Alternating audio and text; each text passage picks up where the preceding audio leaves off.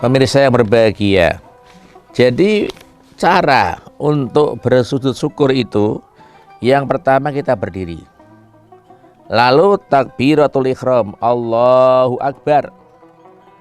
Setelah itu langsung turun, Allahu Akbar, takbir lagi turun, kemudian sujud.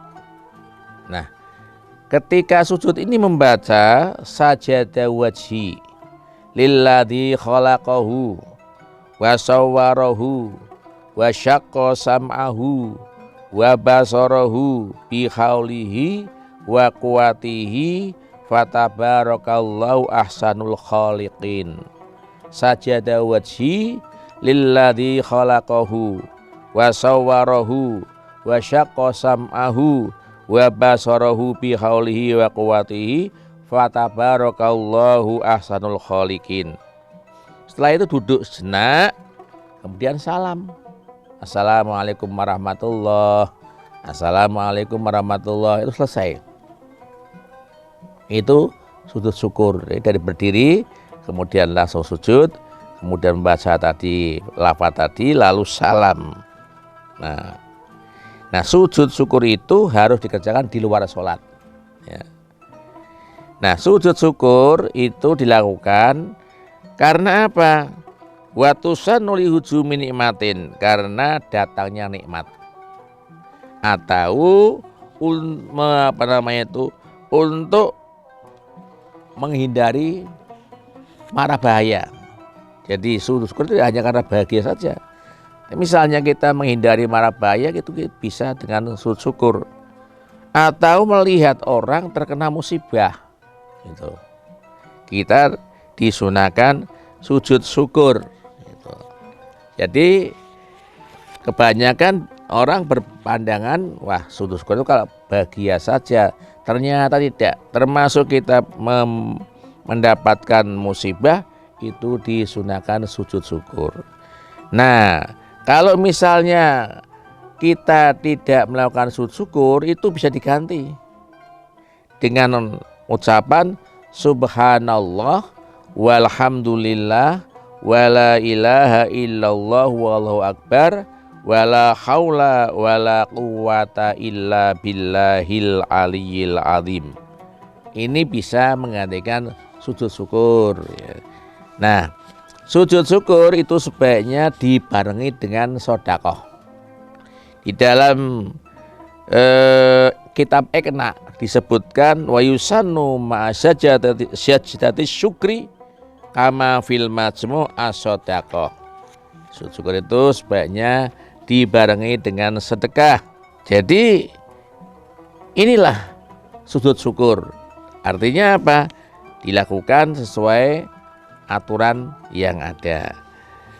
Jadi orang boleh sujud karena ada sebab. Yang pertama syukur. Yang kedua adalah sujud sahwi. Sujud sahwi ini dilakukan dalam sholat.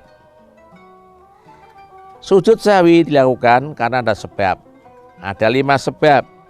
Yang pertama, orang sholat meninggalkan sunnah ab'ad.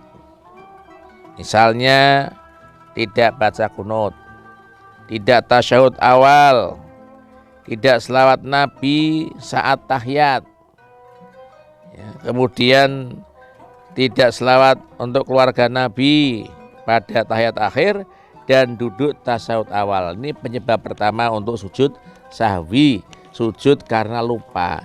Yang kedua yaitu melakukan sesuatu yang membatalkan sholat bila dilakukan dengan sengaja. Misalnya ketika i'tidal bacaannya terlalu panjang, atau duduk di antara sujud 2 itu panjang, padahal ini adalah rukun qashir, rukun pendek. Yang ketiga adalah memindahkan rukun qauli, misalnya baca Fatihah ketika duduk di antara 2 sujud, ini kemudian melakukan sujud sahwi. Atau ragu, dia ragu, tadi itu saya sudah qunut subuh apa belum misalnya.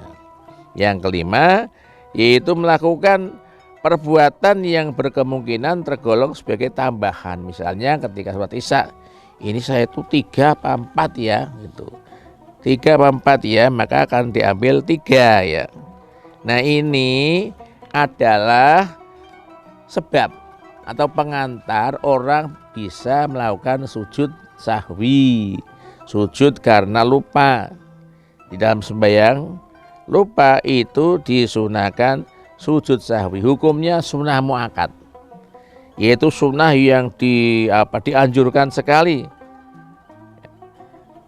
Dalam kitab Al-Muhtaj Syarhil Minhaj disebutkan sujudus sahwi sunnatun muakkadatun walau fi nafilatin ma'ada sholatil janazah wa huwa dafi'un linaqsis sholat. Jadi sujud sahwi itu sunnah muakkad walaupun itu sembahyang sunnah, kecuali sembahyang janazah. Nah, ini untuk apa? Mencegah kekurangannya. Bagaimana caranya? Falamma atama sholatahu sajada sajdatain. Sujud sahwi ini 2 kali. Ya, 2 kali. Fakabbara fi kulli sajdatin. Ini dilakukan sebelum salam. Jadi kalau misalnya saja kita tidak baca doa kunut. Nah, pada tahiyat terakhir sebelum salam kita sujud sahwi. Allahu Akbar, sujud, membaca subhana man la yanamu wa la yashu. Subhana man la yanamu wa la yashu. Subhana man la yanamu wa la yashu. Kemudian duduk, kemudian sujud lagi, duduk lagi, salam. Ini adalah sujud sahwi, sujud yang dilakukan karena lupa di dalam sholat. Nah, di dalam sujud sahwi itu juga menggunakan tumakninah, tenang. Di dalam Mughnil Muhtad disebutkan wa kaifatuhuma kasujudi sholat fi wajibatihi wa mandubatihi kawat iljabhati wa tumakninatihi wa tahamuli wa tangkis wal iftiros dan seterusnya. Lalu bagaimana keterangan yang jelas selanjutnya? Jangan kemana-mana pemirsa, setelah yang berikut ini.